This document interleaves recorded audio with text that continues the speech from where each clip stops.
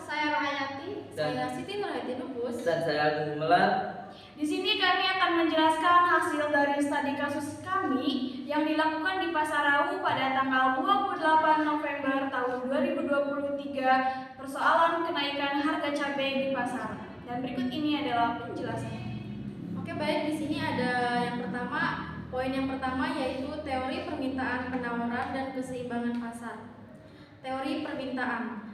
Dalam ilmu ekonomi, permintaan disebut dengan istilah demand, yang berarti suatu keinginan konsumen untuk memiliki suatu barang pada berbagai tingkat harga selama periode waktu tertentu. Permintaan adalah banyaknya jumlah barang yang diminta dalam suatu pasar tertentu dengan tingkatan harga dan tingkatan pendapatan dalam periode tertentu. Selanjutnya ada hukum permintaan. Hukum permintaan merupakan semakin rendah harga suatu komoditas, maka akan semakin banyak pula jumlah komoditas yang diminta. Sebaliknya, semakin tinggi harga suatu komoditas, maka akan semakin sedikit jumlah komoditas yang diminta.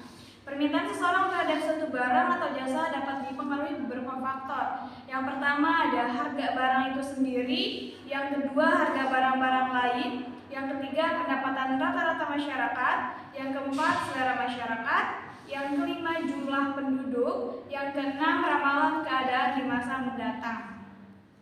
Selanjutnya, kurva permintaan. Kurva permintaan yaitu hukum permintaan menyatakan bahwa bila harga barang naik maka jumlah permintaan akan turun dan sebaliknya. Untuk menggambarkan kurva permintaan digunakan sebagai tolak ukuran adalah harga. Sebagai faktor-faktor lain dianggap konstan atau ceteris paribus. Selanjutnya hukum penawaran. Hukum penawaran berbanding lurus dengan harga barang. Hukum ini juga tidak berlaku mutlak ceteris paribus. Selanjutnya keseimbangan atau equilibrium.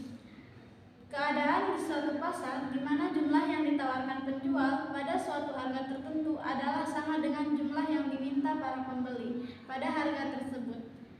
Kelebihan permintaan atau excess demand adalah jumlah yang diminta melebihi dari yang ditawarkan penjual. Hal ini mengakibatkan penjual akan menaikkan harga. Selanjutnya, kelebihan penawaran atau excess supply. Jumlah yang ditawarkan melebihi dari yang diminta pembeli. Hal ini mengakibatkan penjual akan menurunkan harga.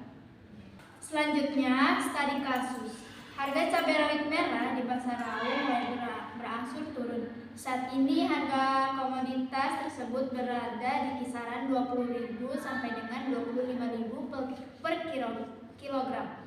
Berdasarkan dengan jenis cabai lain, harga cabai rawit hijau, cabai keriting merah, dan cabai besar justru mengalami kenaikan. Kenaikan ketiga jenis cabai ini berkisaran 5.000 sampai dengan 10.000 per kilogram.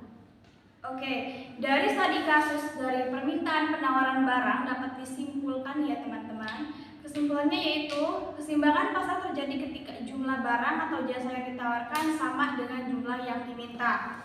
Nah, permintaan dan penawaran memainkan peran penting dalam menentukan harga dan kuantitas pada titik keseimbangan.